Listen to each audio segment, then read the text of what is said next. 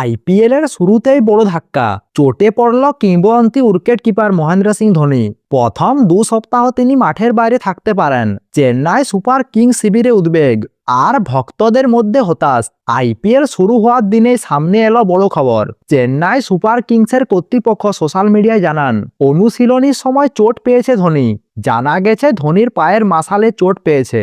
যদিও চোট গুরুতর নয়, তবুও এখনো মাঠে নামার মতো ফিট নন তিনি। এই মুহূর্তে তার চলছে রিহাব। সম্পূর্ণ সুস্থ হতে প্রায় 2 সপ্তাহ সময় লাগতে পারে। সূত্রের খবর, 11 এপ্রিল পর্যন্ত ধোনিকে মাঠে নামানো হবে না, অর্থাৎ প্রথম 4টি ম্যাচ খেলবেন না ধোনি। যদি সব ঠিক থাকে তাহলে 14 ফেব্রুয়ারি কলকাতা নাইট রাইডার্সের বিরুদ্ধে ম্যাচ খেলতে পারেন ধোনি। তবে চেন্নাই ম্যানেজমেন্ট ঝুঁকি নিতে নারাজ। কোচ স্পষ্ট জানিয়ে দিয়েছেন, ধোনির পুরো ফিটনেস এখনো সবচেয়ে বড় অগ্রাধিকার। তবে একটা বড় প্রশ্ন, ধোনি না থাকলে কি সমস্যায় পড়বে চেন্নাই? এই প্রশ্নের উত্তর না, খুব বেশি নয়। কারণ এবার চেন্নাই দলে সঞ্জু স্যামসন আছে, টি-20 বিশ্বকাপ জয়ী উইকেট কিপার। ধোনির জায়গাটা সামলাতে পারবেন। দলের নেতৃত্বে রয়েছেন ঋতুরাজ গায়কোয়াড়। তাই ধোনির অনুপস্থিতি দলকে খুব একটা দুর্বল করবে না। তবে একটা জিনিস ঠিক, ক্রিকেট প্রেমীরা হতাশ হবেন। কারণ ধোনি মানেই আবেগ, ধোনি মানে সিএসকের প্রাণ। এর মধ্যেই ধোনিকে নিয়ে শুরু হয়েছে নতুন বিতর্ক। অনেক প্রাক্তন ক্রিকেটার বলছেন 44 বছরের ধোনিকে হয়তো প্রথম 11 রাখা উচিত নয়।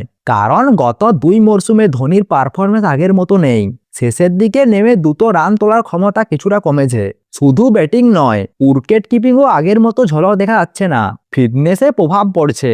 এই কারণে তার ব্যাটিং অর্ডার নিচের দিকে নামানো হচ্ছে, প্রায় তাকে লুকিয়ে রাখা হচ্ছে, এমনটাই বলছেন বিশেষজ্ঞরা।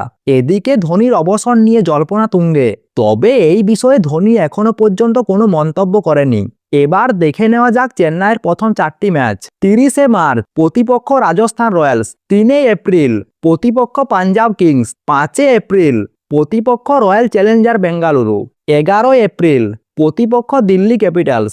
এই 4টি ম্যাচে ধোনিকে দেখা যাবে না, অর্থাৎ আইপিএল এর শুরুটা ধোনিহীন চেন্নাই দিয়েই করতে হবে।